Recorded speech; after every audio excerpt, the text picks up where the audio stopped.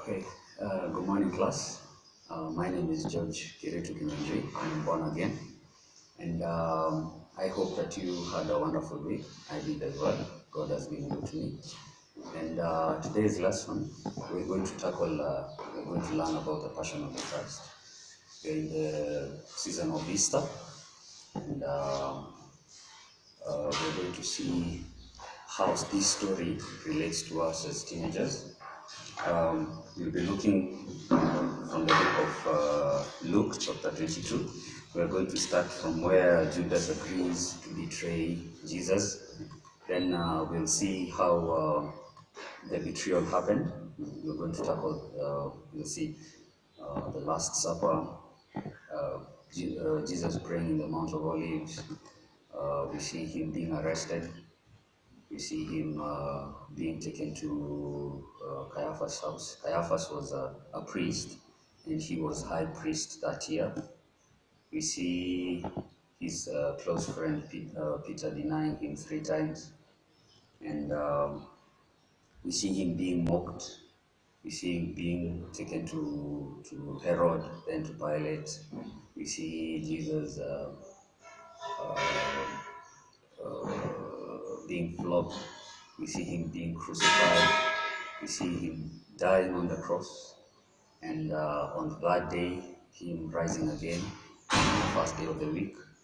And we try to understand how this lesson, which we have heard so many times, I believe that we have heard this lesson so many times, how it relates to us as teenagers. Now, for the few years that I've taught, and I myself have an experience of what teenage life is all about. Teenage life can be challenging because it's a transition from childhood to adulthood. So when you become a teenager, the society expects you to behave like a mature person. You're no longer a child. And yet on the other side, you have not gone through life and its experiences to a point where you're considered an adult. So you are there in the middle, and it can be frustrating because most of the time as teens, we feel as if we are not being understood. There are so much expectations from us to grow up and stop being children, and frustrations at home where you feel as if your parents, your siblings, your relatives don't understand you, to a point where you feel as if your peers don't understand you. When you go to school, you feel as if the teachers don't understand you. You feel isolated and alone, and it can be frustrating. And that is why most of the parents think that teenagers are hard to deal with. But it's because of these changes that are happening to us. Physical changes, emotional changes, intellectual changes, and it can be a frustrating time where you feel alone and isolated. And as a teenager, I know that we want to belong. We want to feel as if we belong, and we want to feel accepted and loved. And even though we have all these uncertainties and challenges that are happening in our lives, and I've been there. It was a very interesting time, and one thing I learned about God is there is a simple verse that is usually said, John 3:16, "For God so loved the world." And I believe that you are part of this world, that God loved so much that He gave us His only begotten Son. God's love is interesting because He's able to come down to our level. He's able to see what we are going through. And God's love has comfort in it, it has peace in it, and He will do anything, even give up His Son, so that He can bring you into His fold and love you in a way that you feel appreciated, you feel wanted, you feel needed, and growing up in such an environment is really good. So today, You take the Easter story on this side, and you have a teenager on this side, and you try and bring them together. My message to you is that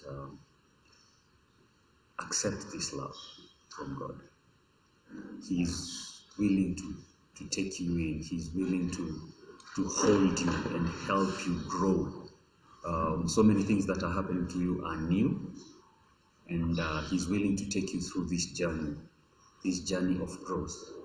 And believe in me, when you start feeling the peer pressure, when you find that you are supposed to be more responsible than you are when you were a child, God will help you through.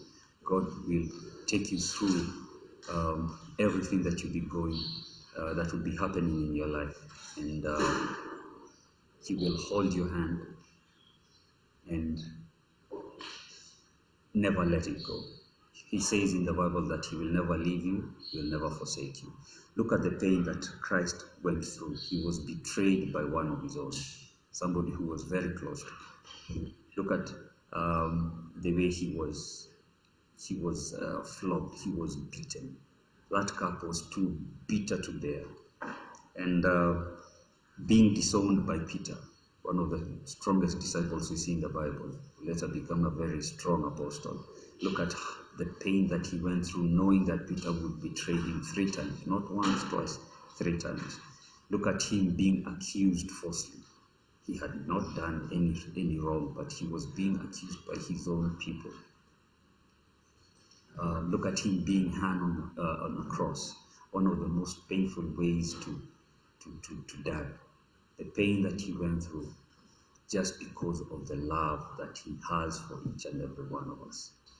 If you're wise enough, if you're smart enough to see this and own it and make it your own, I believe that you will grow up to be an all-rounded, healthy teenager who's ready to face the world. Because the world out there might be painful and challenging, but with God on your side, with God in your corner, I believe that you can do something. You can do something great.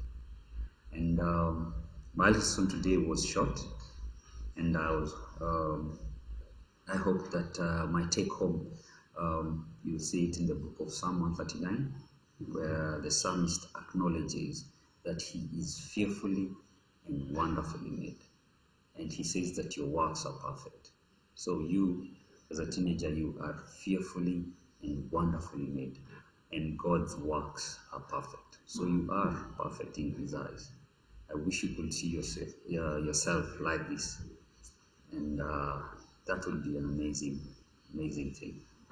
And as I conclude, I hope that you have a wonderful Easter.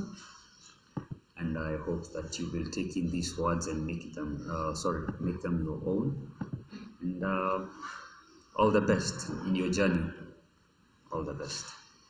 And that is the end of my lesson.